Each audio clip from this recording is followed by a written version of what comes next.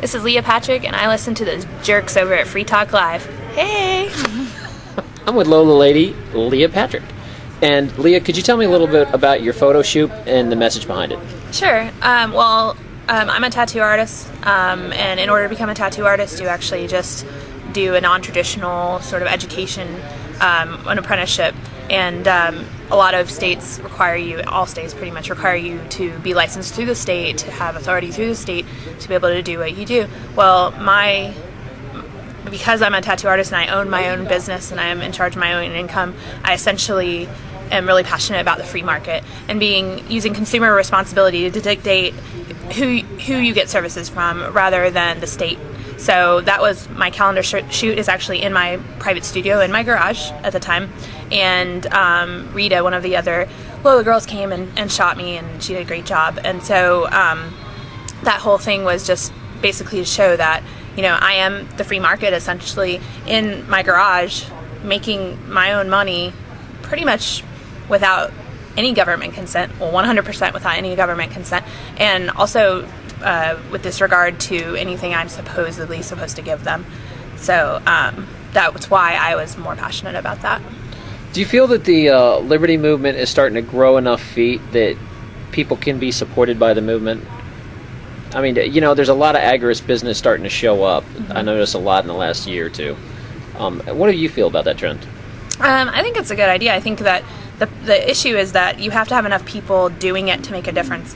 And, it's easy to get into the mindset of, well, I'm just one person, what am I doing, or whatever. But you can't really think like that. You have to just think of what works for you and what you feel comfortable with as an individual. I think it's almost like an integrity issue on your behalf. And then once you do that, you do what's right for you, and other people are doing the same and they think like that. It's like a sense of personal responsibility, which I think is really core to the Liberty movement, and that eventually gets enough people to make a difference.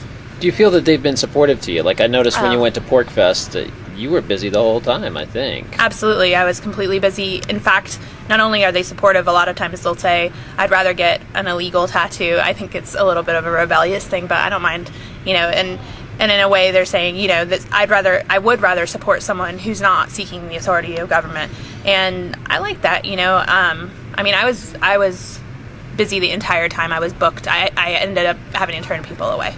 And still today I get people writing me on Facebook, I'm going to wait till you're near me so I can get tattooed by a liberty-minded person, which is really nice.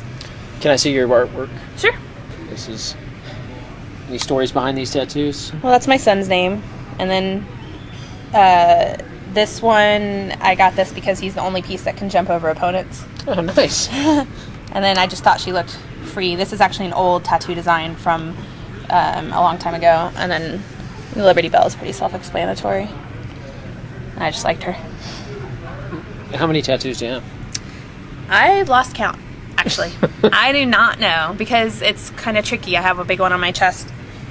That one, but is that just one tattoo? I don't know. I guess it is. Right, exactly.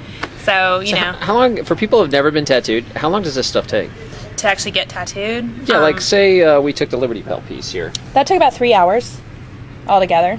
Do they use different types of ink now? Because I remember when I was a kid, the tattoos were just like blue. Yes, they do. I mean, the advancements in ink are pretty amazing. There's a couple reasons why you see older tattoos so faded, but one of the reasons is because of ink. Like, in fact, traditional style tattooing, like Sailor Jerry Collins and stuff that you've seen before, the reason that really you only see green, red, sometimes not even red, but green, red, yellow, and black.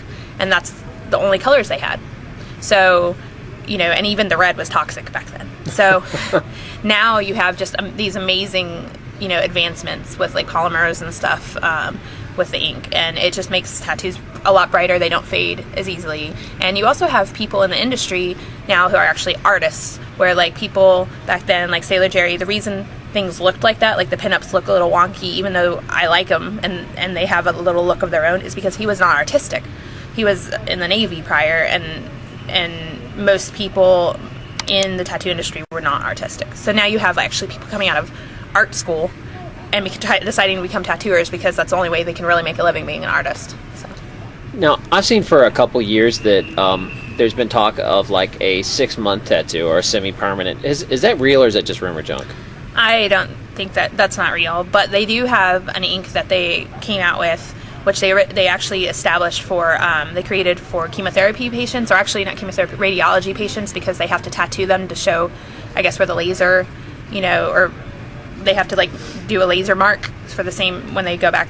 I'm not exactly sure like exactly what they do, but anyway, but it's a tattoo ink that's actually like encapsulated in its own like very small capsules, and when you hit it with a laser, when you're done with it, it disperses. Huh.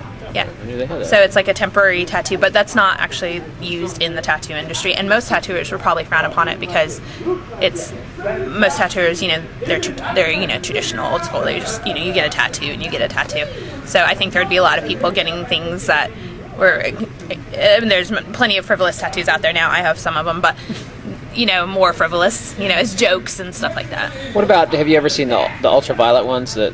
The black light ones? The black light, is yeah, I don't do those because they've only been out for a few years, and it hasn't really been, I'm not sure they're safe. Like, as a like responsible person who tattoos, like, I wouldn't do that. I'd be afraid